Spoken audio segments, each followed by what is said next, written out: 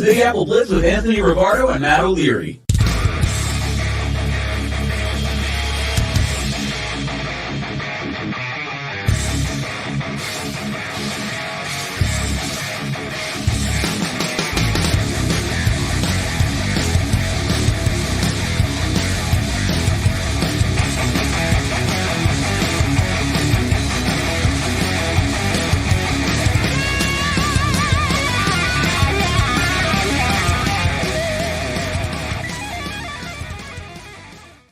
Hello and welcome into another episode of Big Apple Blitz. What is going on? Matt O'Leary alongside Anthony Rivardo. Anthony, how are you today?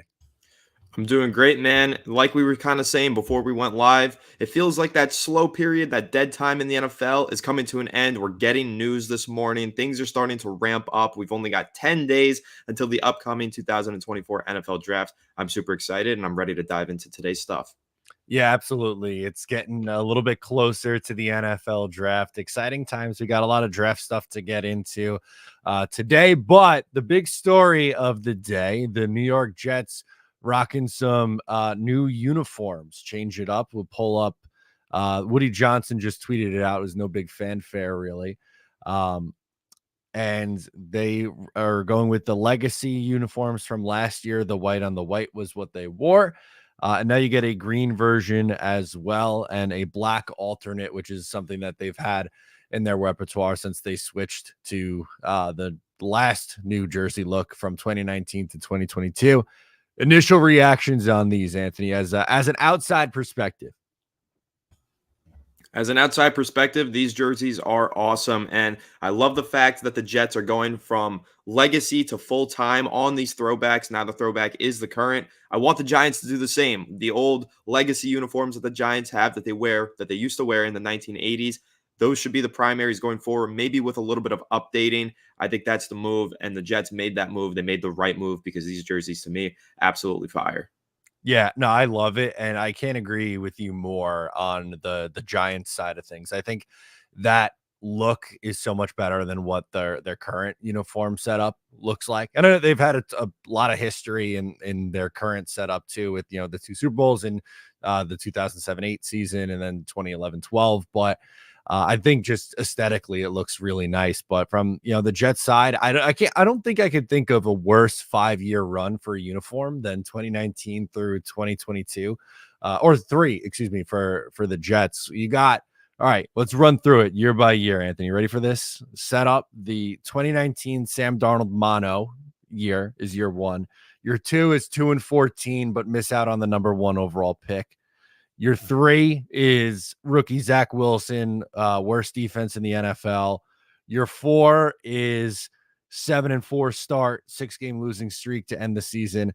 And year 5 is Aaron Rodgers hurt 4 plays into the season. Not a great legacy for those for those last ones. No, that's pretty brutal. And, to kind of relate it to what you said about the Giants, there's definitely history in the Giants' current uniforms, but they've had them for so long. So a lot of that history is now getting bogged down by a lot of wear and tear, really bad stretch of seasons for the Giants recently, of course. And I think that it's always nice when you have kind of a new era to usher in new uniforms for those eras. And I think that's kind of what the Jets are doing here.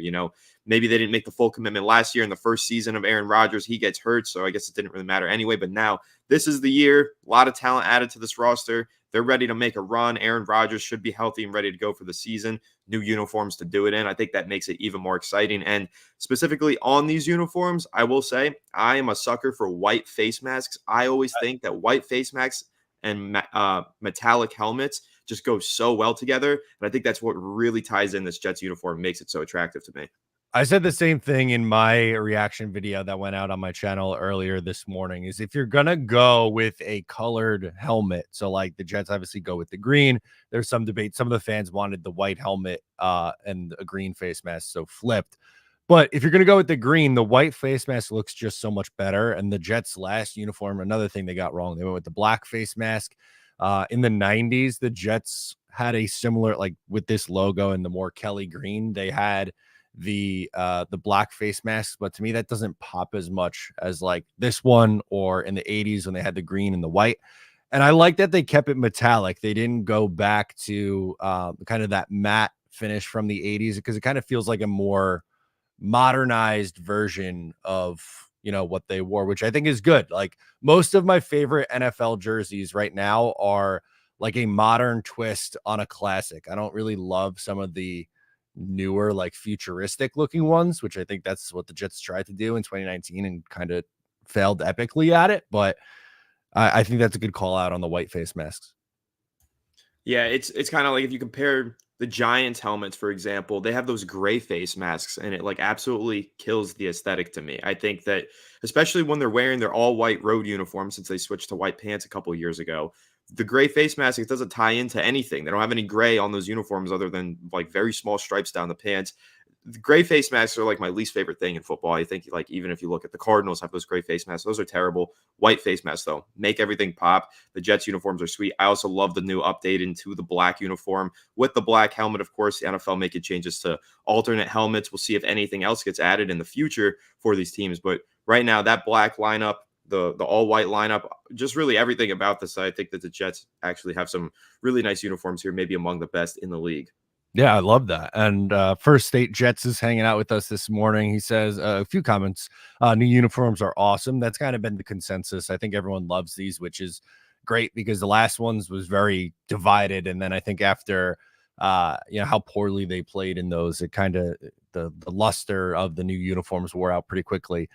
Then follows it up with Garrett Wilson in number 5 in green is fantastic. So, Anthony, I'm not going to lie to you. I already made a jersey purchase, and it was just that, the Garrett Wilson in the new number 5 in the green, because the Jets, like over the last, specifically in the Saleh era, they like never wear green at home. It's very rare. In 2022, they wore green once all season. 16 of the other games were either the white or the black alternates. So I want to see this Jets team go a little bit more and lean into like the green and the white. And I think my favorite, actually, let's just pop that back up a second. I think my favorite of the combos is the green top with the white pants.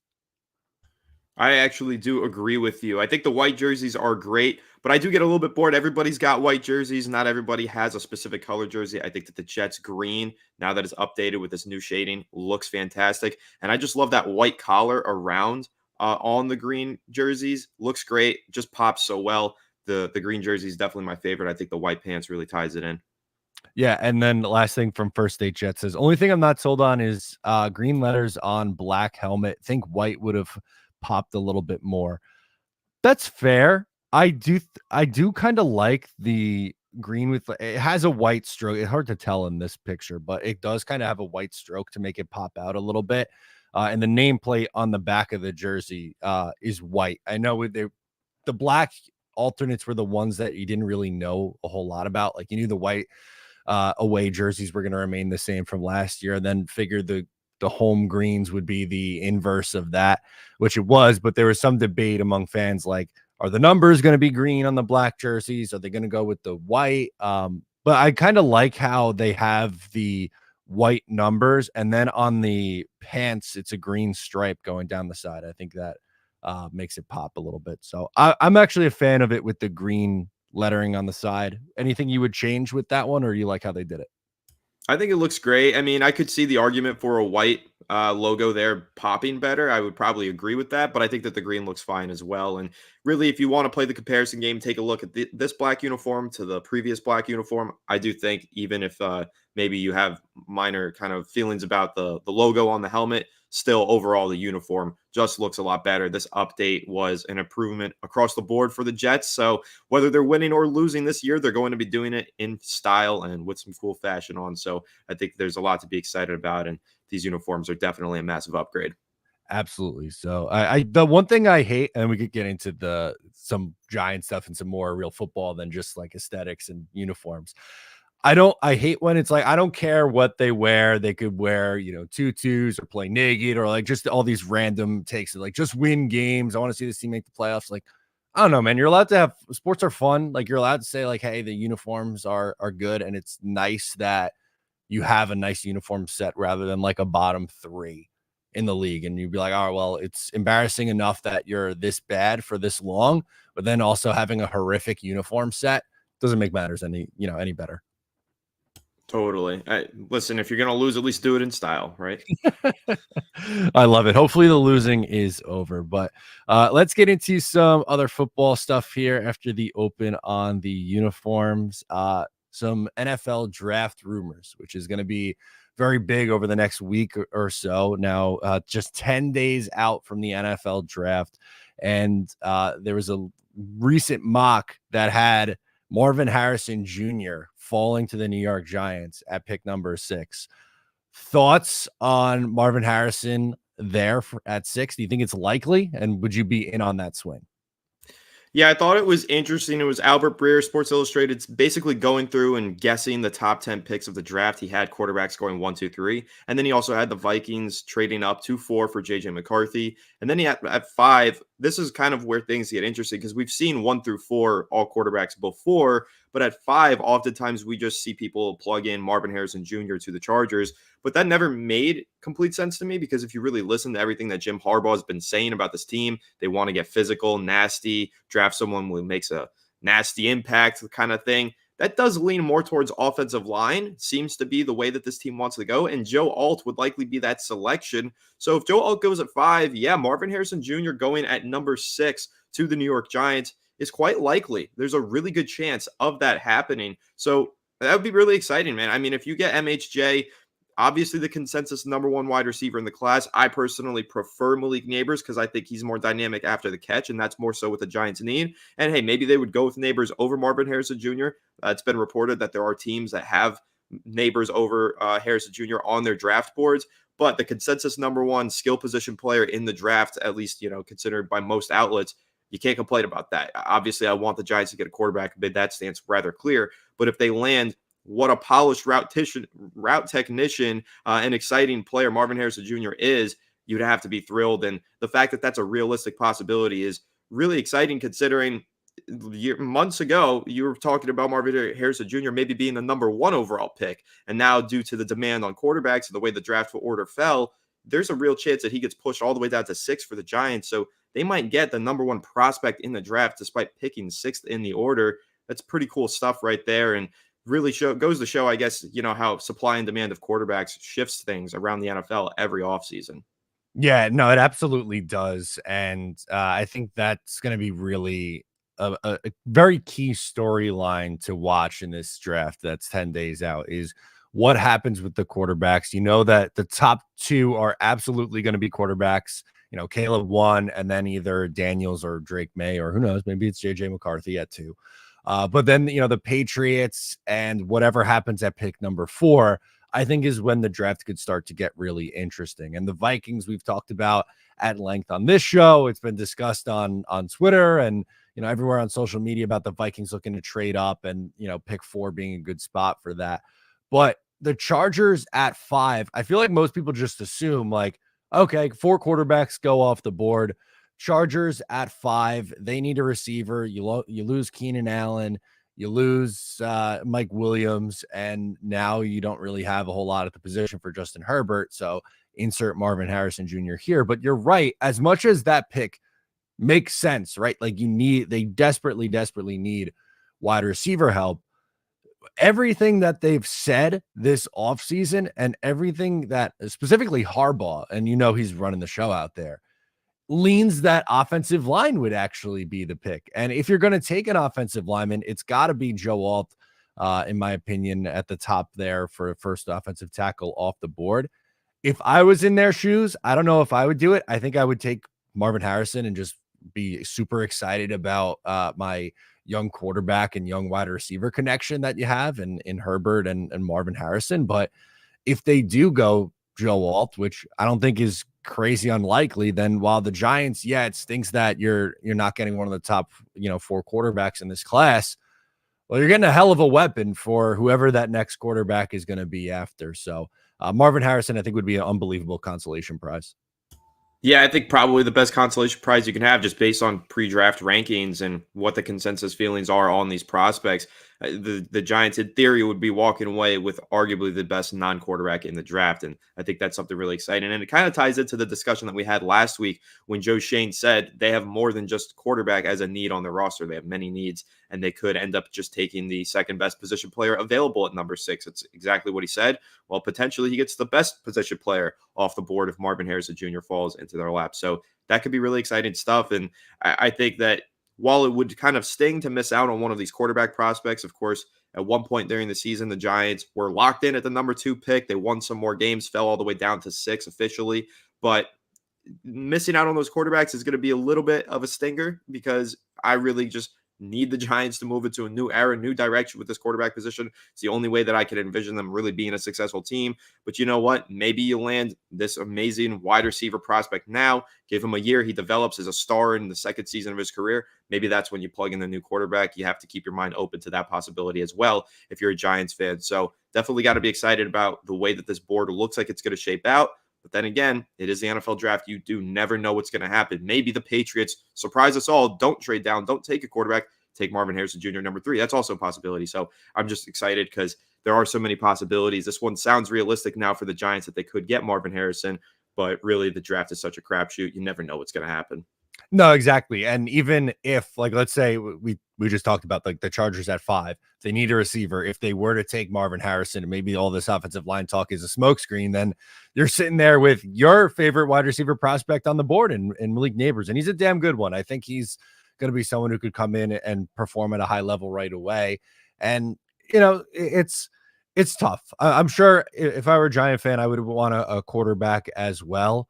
You might have to eat it for one more year, but you'd be setting up that next quarterback, I think, in 2025 for a really good scenario with a much improved weapon cast. Because, you know, I mean, you hear it all the time, I'm sure, with Daniel Jones. Oh, there's no one around him and he has no chance to succeed. There'd be no excuses like that for the next guy. So that makes things a little bit easier in your evaluation process too.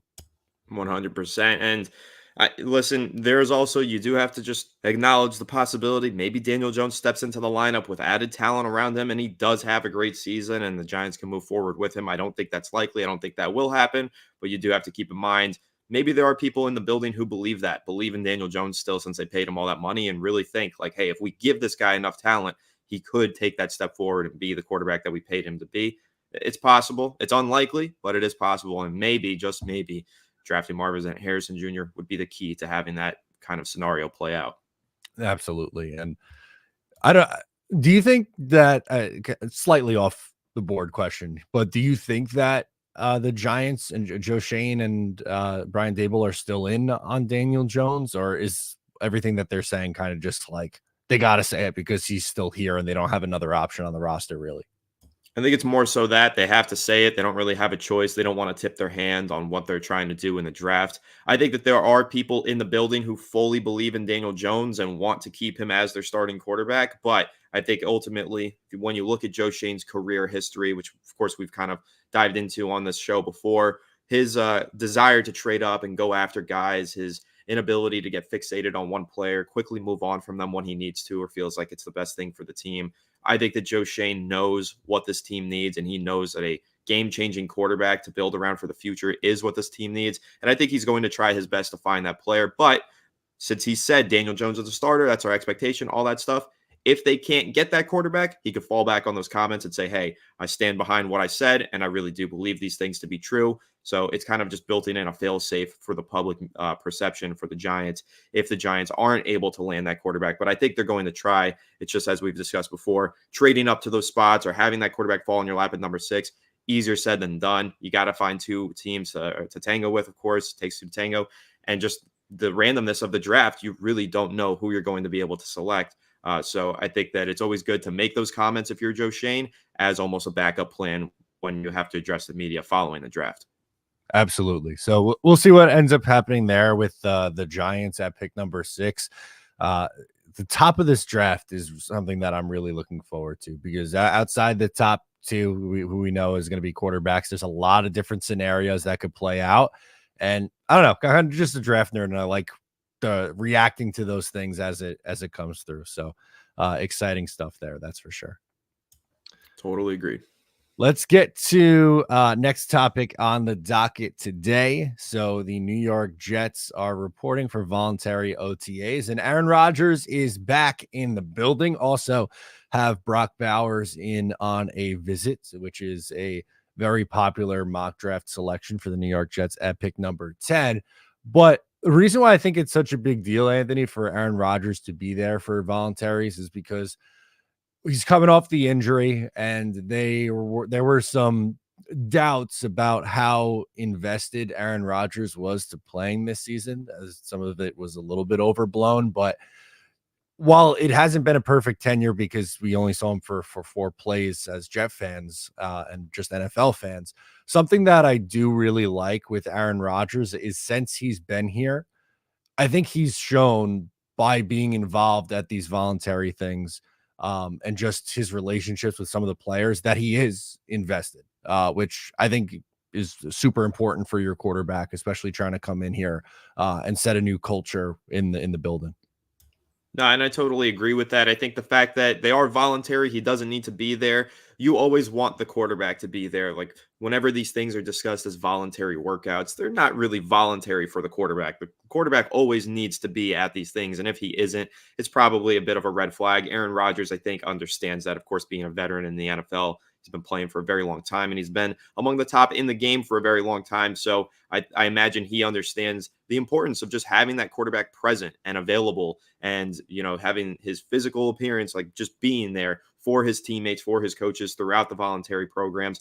That's all really important. It goes into leadership. It goes into preparation. Aaron Rodgers understands all those things. So I'm not surprised that he's showing up to these things. I kind of expected him to. I think that he has always been a great leader throughout his career. And this is something that you just expect a great leader to do. So it's a good thing that he's there. And it really is necessary, in my opinion, for the quarterback to be there. That is the guy who runs your team. That's the heart and soul of your team. So you always want him in the building whenever you have anybody, any of the players, voluntary, involuntary. Whenever there's players in the building, you definitely want your quarterback to be there too. No, absolutely. And just to put an emphasis on it, I think that's something that Rodgers doesn't necessarily get enough credit for. Like he gets a lot of heat from the media for some things, and some of it warranted. But in this specific instance, I think, especially again, since he's been here with the Jets, how things ended in Green Bay is a little bit different. Clearly wasn't happy with how they decided to move on and, draft Jordan Love and all that stuff. Very well documented. But it seems like he's buying in and trying to get this team over the hump. And a pissed off with something to prove Aaron Rodgers is an Aaron Rodgers that I want quarterbacking my football team, even though, yes, I know his age coming off the injury, but relatively high expectations for him as an individual for this upcoming season, even off the injury.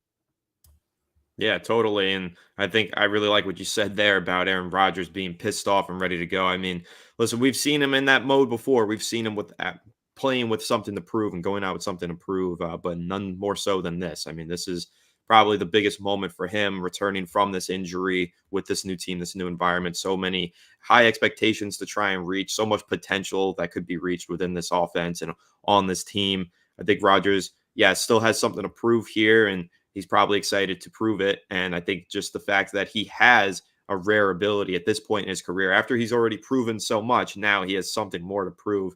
I think that in and of itself is really exciting and could hopefully lead to him playing a really solid 2024 campaign.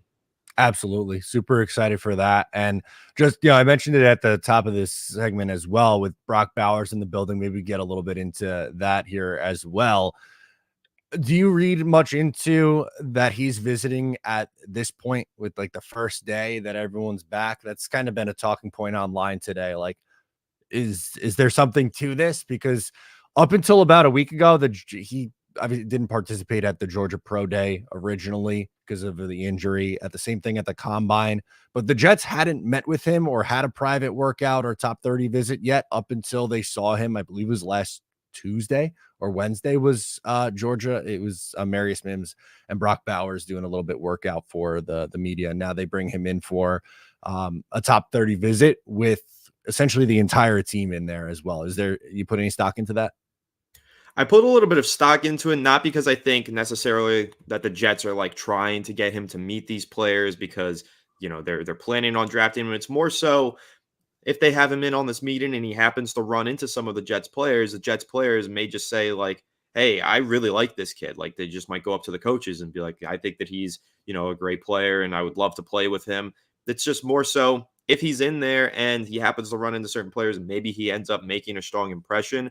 I don't necessarily think it's the Jets are bringing him in to interview and involving Aaron Rodgers with these kind of interviews and with these visits. I think it's more so just, this is the timing of it happening. A lot of the big name prospects are having their top 30 visits with likely landing spots throughout this week. And now, of course, Jaden Daniels with Washington. And I think the Giants are having one with, I want to say Drake May soon. So this is just kind of how it happens. This is the timeline of these events. It's not necessarily coincidental, but, it's more so just what if Aaron Rodgers meets him and says, hey, guys, I really like him. I think he's got something special. He can maybe give that recommendation to the coaches or the GM. I'm not sure how much those guys listen to those kind of recommendations. But with Aaron Rodgers, it seems like this team listens to those recommendations more so than most teams do whenever they get player recommendations. So it could be important down the line. I don't necessarily think that it's something to put a lot of stock into right now, but potentially after the draft, we might hear some stories about how that meeting went, that top 30 visit went,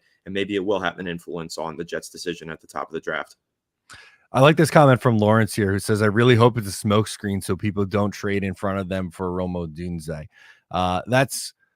Rome is someone who a lot of times in mock drafts is going number 9 overall to the Chicago Bears. Now, the Bears are a team that could look to trade out because they only have 4 picks in this draft, albeit 2 of them are in the top 10. But if there's teams that are looking to move up for a wide receiver, which many teams later on in the draft look like they could be looking to move up. The Buffalo Bills, after losing Stephon Diggs, is one that really jumps out, but who knows if they'll move that high up. Moral of the story, if everyone in the world knows the Jets want a weapon, they're sitting there at 10. The Bears are, taking calls and want to move out. Feels like a natural spot to jump in front of them. It happened with Broderick Jones last year. The Patriots trade out with the Steelers. Steelers move up. They take Broderick Jones at 14 before the Jets are on the clock at 15. So I could see why that's a thought process of the Jets getting jumped again for a good player at a position of need. Yeah, and it's also tough to really decipher what's a smokescreen, what's not here at this point in the draft, because we hear so many rumors from so many different sources and so many of them support other rumors and then contradict other rumors. It's really tough to kind of focus on that stuff, but it is true in the sense where the Bears definitely seem interested in adding a playmaker at 9, and maybe that very well could be Rome Odunze, and that could thwart the Jets draft plans if they really do want Odunze at 10. So if this is a potential tactic to help them land the player that they want, then you got to praise them and commend the front office for it. But it's kind of tough to tell. Maybe this is really just the Jets are very interested in Brock Bowers and they want to get to know him better before they take him with the 10th pick. That's also a possibility. So you just kind of have to see how things play out. Absolutely, it has been something that's been on the that I think should be on the table, right? Like there's a very loud portion of Jet fans that want Brock Bowers and are like, it's Brock Bowers or that's it. And then there's some people who are very, very against Brock Bowers because they see the position and they want to load up on the offensive line after all the injuries. And I get it. I think both sides can make a strong case, but to those who are a little bit nervous about taking a tight end that high, I think you have to look at it as a real possibility. And then also look at it like, Bowers isn't just a tight end. Like he's someone who can do a lot in your offense. You can line him up out wide. You can line him up as a big slot. Drafting him doesn't then stop you from playing Tyler Conklin, which is, more of an inline tight end that I think could benefit from Aaron Rodgers coming back. And, Jeremy Rucker as your blocking tight end, like it kind of just adds a different or variety of weapons for the Jets to go out and use to attack. Like, I don't think people should just focus in on just the position and they see, oh, tight end, you can't possibly take him that high because he's a talented player. I do think he's going to go somewhere in the top 15 picks or so, and for good reason, because he's a weapon more than just a tight end. Yeah, and I think that's a good way to kind of conceptualize it. He's a weapon, not just a tight end. And if you really watch Brock Bowers and the way that he was used at Georgia, yes, he is a tight end and he played a lot of tight end, also played a lot of slot receiver. And you could realistically view him for this Jets team if they were to draft him as an upgrade at 2 positions because of that. He can be an upgrade for you in the slot, and he can be an upgrade for you in line at tight end. Just a dynamic player. He also lined up out wide for Georgia and made a lot of plays from that position as well.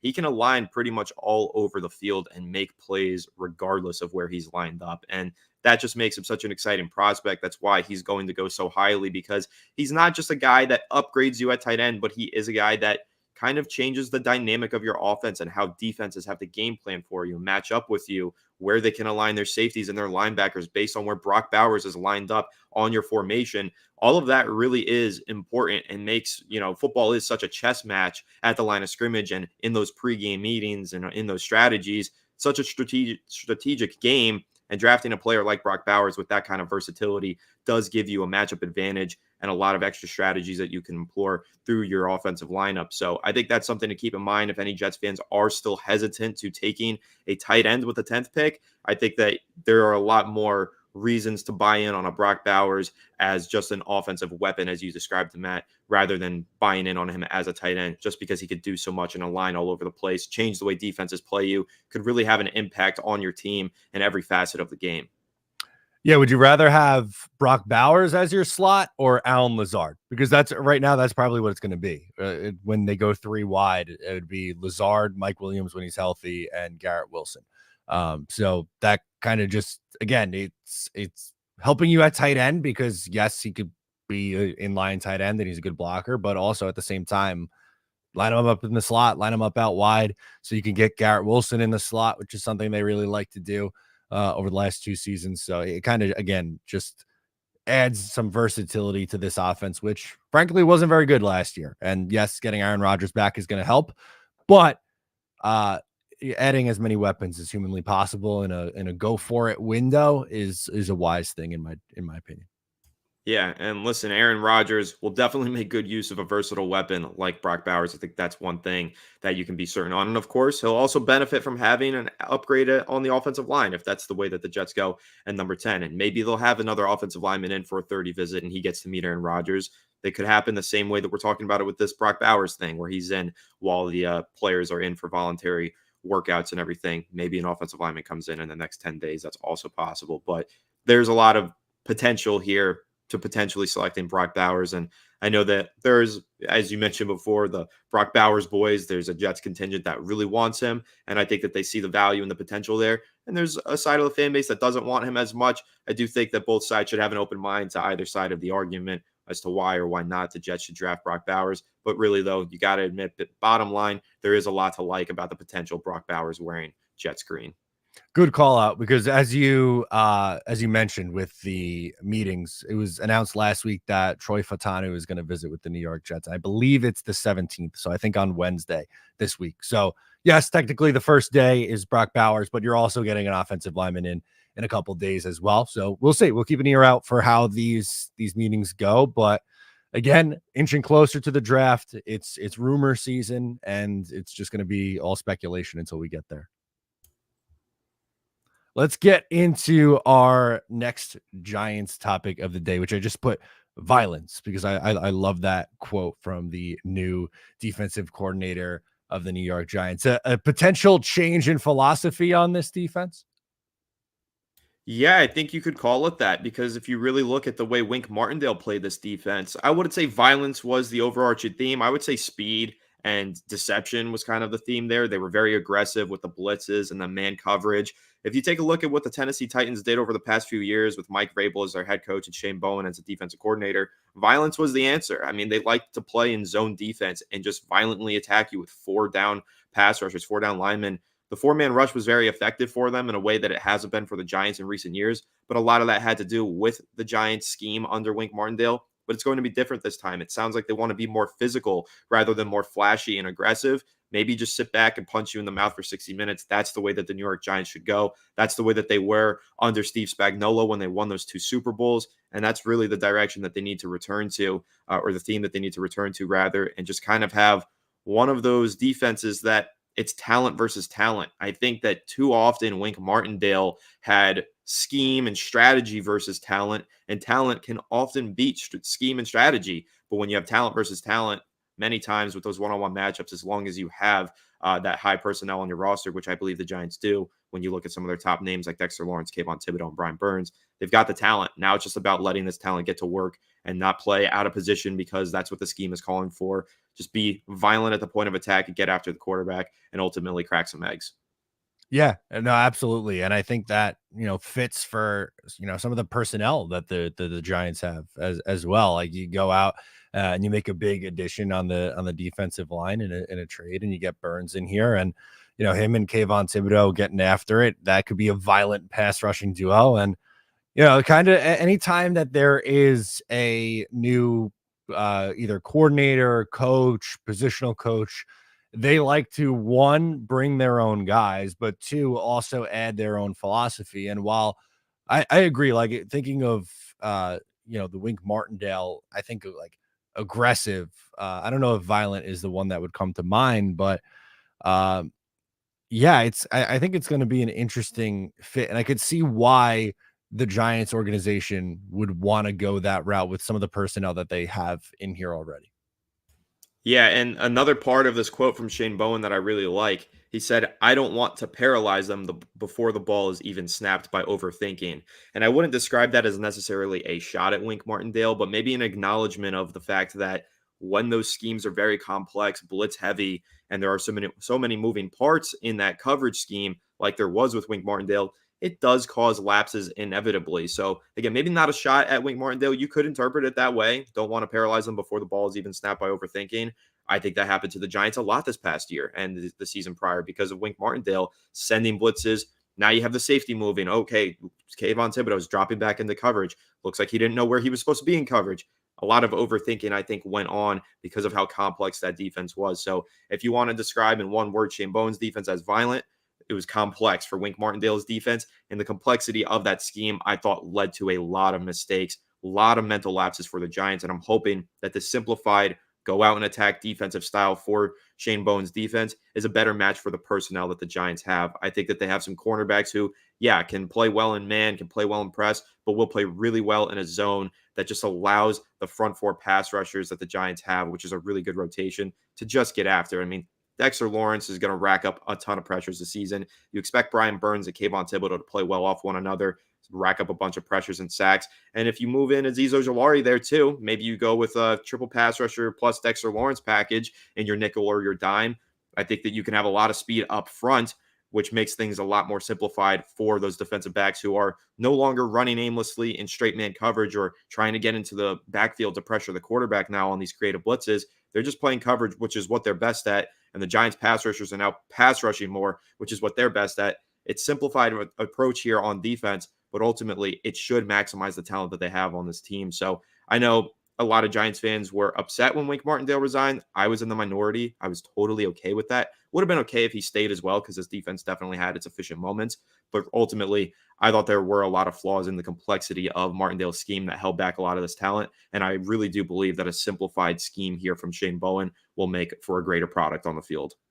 Yeah, I'm with you. And a name you brought up there too, Ojulari, kind of feels like the forgotten guy after, they go out and make a big addition via trade. But with him, it's injuries. And if he could stay on the field, I think he could be a really good player. But, that's a name that you're not even thinking of. But if, maybe this new regime on the defensive side of the ball and this new philosophy, maybe that's better for a guy like him. And he's able to hit that ceiling that got him drafted, so highly for the New York Giants just a few years ago. Yeah, and the thing with Ojulari is just going to be health because I think anytime he's been on the field, he's definitely flashed talent and potential. If you're looking at his 2022 season, also wasn't on the field a whole bunch. I think it was 7 games maybe, but he had 5.5 sacks in those games. Like he was super productive when he was on the field. His pass rush win rate per snaps was very high. The guy who has talent. He's just been hurt a lot over the past 2 years. If he could stay healthy this year, which he should now that he's playing in a reduced role as not one of the Giants' 2 starters on the edge, he should be a very good rotational pass rusher for them. A guy who steps in on third downs when you really need to add some pressure to the quarterback, plays alongside Thibodeau and Brian Burns, it just gets after it, stays healthy that way. I think that could be really underrated impact from this Giants roster and not enough people talking about putting Ojulari into that reduced role might actually make him play better because he stays healthier. So I think that what the Giants are building in their pass rushing core is very solid. Again, Dexter Lawrence on the interior. I don't think they're done by any means. They still need to add a little bit more depth behind these guys. And I think that they probably will take a flyer on a late round pass rusher in the upcoming draft. But right now, the talent that they have up front, I don't want to see these guys drop it back into coverage, though. I don't want to see Brian Burns or Kayvon Thibodeau with 85 to 90 coverage snaps this past season like they had last year with Wink Martindale. I want to see these guys just do what they're best at, and that will ultimately make this team better defensively. And I think that's what we're going to get under Shane Bowen's defense. So I'm excited to see that potential get maximized. I love it. I think you're spot on with that one. A couple questions before we close here today. First one from Johnny, which is the hard-hitting questions we need to see today. Anthony, take on the Jets logo, and will you now convert? Asking for a friend. Matt. Yeah, that's funny. No, I won't be converting, but it is a nice logo. And it does kind of remind me that we have some updating on our logo to do now. So Saquon Barkley gone with the Philadelphia Eagles. I don't want an eagle on this logo, so I'm going to have to change that. And also Sauce Gardner there in the outdated uniforms. I'm going to have to do some little graphic design work and update into our logo due to the changes to the Jets logo quite shortly. So I'm excited for that. Yeah, there we go. So updating Jets updated logo and uniforms, Big Apple Blitz updated logo as well. Things you love to see. And I'm gonna have to update the logo above my name here. That's outdated as well. So changes coming, all positives there. And then Tony chimes. I will do first State Jets as well, but we'll get to Tony first. Says Matt, do you prefer a trade down? Yes, I think that is my preference for the Jets. I would like to move down, get a second round pick, go offensive line in round 1 and receiver in round 2. I know Jet fans are scared with that plan. Some of them because the Jets have had some swings and misses in the second round, that receiver over the last couple of years. Elijah Moore in 2021, Denzel Mims in 2020, Devin Smith in 2015, Stephen Hill in 2012, and the list kind of goes on and on and on. They haven't had the most success in that round, but I don't think you should let past history scare you off from trying to make correct decisions for your franchise going forward. And while yes, there is risk involved in taking a weapon at, let's say, somewhere in the mid 40s in a draft slot instead of in the top 15 of the NFL draft, there's risk in that. But I think there's a lot of good players at that position, and you should be able to get some nice value in round 2. And I want to take swings at both offensive line and receiver in the top 50. Like the Jets don't have a second round pick right now. So that would be my preference. Is that your preference as well for the Jets, or do you think they should stick and pick? My preference is for them to trade down and get those 2 swings in the top 50, as you mentioned. But again, like we mentioned with the Giants trying to trade up, takes 2 to tango. They got to find a trade partner that's willing to give them those 2 picks in the top 50. So it's not necessarily going to be easy for them to make that move. But yeah, I'd love to see them make that move. I think that it makes so much sense. But then again, they are picking number 10. You're getting a top 10 prospect in this draft if you stick and pick. In fact, because of the quarterback run and the reaches on quarterbacks, you're actually getting probably a higher than a top 10 talent in this draft class if you stick and pick a 10. So you can make the argument for both. But I do agree with you, trading down and adding a little bit of extra capital to flesh out this roster further would be my preference. There you go. First State Jets says Giants with the NY logo in gray always look straight out of leather helmet football and very stupid. I think the very stupid might be a little bit harsh, but how do you not go with these full time? These is such a better look. I know you agree, and your favorite, the white face masks. There you go.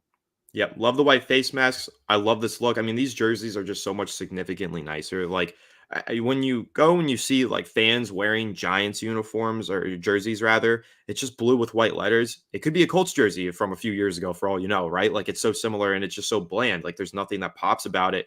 The red letter or outlining on the numbers and the letters makes it so nice. I love that shade of blue in these uniforms. The only thing that I would change about this uniform, though, actually is the helmet. I love the white face mask, but the Giants color rush helmets that they used to have a few years ago before you were allowed to have alternate helmets in the NFL was their classic metallic Giants blue that they've been wearing for the last 20 years or so with the NY logo, but it had the long Giants logo and a white face mask rather than the gray face mask. That metallic royal blue with the white logo and white face mask, that popped so nicely. I've never been a fan of the Navy helmets. I know the Giants won a couple chips in those Navy helmets back with Lawrence Taylor in their heyday. The jerseys were always great back then, but I've just never been a fan of the navy. If they were to keep that metallic blue with the white face mask and the long Giants logo, that would be perfect to me, would be my ideal uniform. And these jerseys, the white pants with those blue color rush helmets from a couple years ago, that would just be art.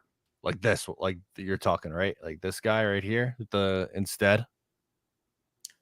Not pulling up for me. I'm having some Wi-Fi issues, I think. So. Oh, my bad. But yeah, so there you go. I agree. I don't love that the logo doesn't or not the logo, excuse me, the helmet doesn't match. Like it's a darker blue. Like I always think it's a little bit weird when a teams have a helmet color that's a little bit different than the uniform. Like the Cowboys do that with their the star, and then the numbers are like two different color blues. But I'm with you. I think it's the only logical decision. I will say for the current uniform setups that they have, I like them better when they switch to the white pants. The blue and the gray that they had forever, I was not a fan of the gray pants with that uniform. Yeah, I was never crazy about the gray pants either. When they switched to the white pants, major upgrade. But then they also switched to the white pants with their white jerseys, and now they're always in white and red. But when you look at their away uniforms, there's no blue anywhere than the helmet, really. They just kind of look like candy canes. And I'm done. I like it. They got to move on to a new era with these uniforms and add some more color. This white and red, blue and white, and no other pop of color on these jerseys. It's not aesthetically pleasing. It's outdated. We look like we're now wearing throwback uniforms every single Sunday, in my opinion. Like it's time to update. And even if you're going back to a classic like the Jets just did with a throwback, sometimes these throwback designs, they age so well that now they look modern. I think that happened with this Jets uniform. I think it's happening with this Giants uniform. I would love to see them make the same move, go back to those uniforms with a little bit of updating like the Jets did. If you look at the old pictures of their uniforms that they're wearing now in the 70s, 80s, whatever, that helmet was not nearly as metallic. Obviously, that probably has a lot to do with like technology and stuff, but the helmet is so metallic now, that green with that white face mask and the rest of these uniforms.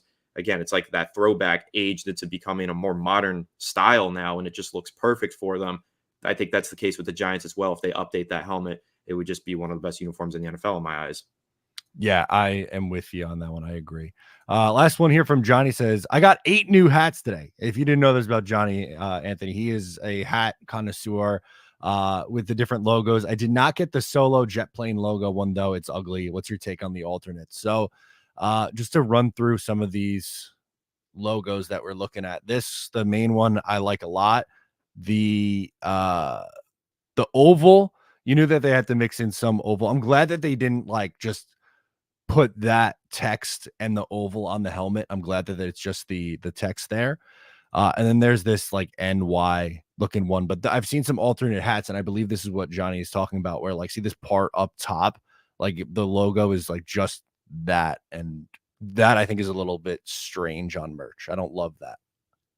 Yeah, that's not necessarily the best look, I would say. I'm looking at one right now. I'd pull it up, but again, Wi-Fi issues. But I've seen just an oval with that jet in it. Yeah, that's actually that's pretty ugly. You can't even tell that it's a jet. It just almost looks like a line in the middle of an oval. That's I'll agree with you on that one, Johnny. Not the best look there. Yeah, that, like I said, not my favorite one there, but overall good day for the new uniforms and new era of New York Jets football, hopefully. So that's gonna do it for us on this episode. But Anthony, before we get out of here, what do you got cooking for your Giants coverage this week? This week, actually, we're cooking something pretty exciting over on Fireside Giants. I'll shout that out. We just hit 20,000 subs, doing our 20,000 sub special, doing some interviews with a bunch of different Giants content creators and media personalities. Each of them are coming on to kind of do their own 1 to 3 round mock drafts in like 10 to 20-minute episodes. And we're going to take all of those, put them into one long video. It's going to release next week, and very excited for this big mock draft special as we get up into draft season, the thick of it now. So I'm excited for that. And if you guys are interested in more Giants mock draft coverage, definitely stay tuned to that special. Absolutely awesome stuff. Make sure to check out Anthony's Giants stuff on Fireside Giants this week as well. Usually mock draft Mondays come out Monday morning, but with the new uniforms and logo dropping, had a reaction to that. So I'll push a mock draft Monday later on this afternoon. And of course, talking all things New York Jets and the NFL draft right now. But that'll do it. Make sure to subscribe if you're new. Give the video a like before you go, and we'll catch you next time.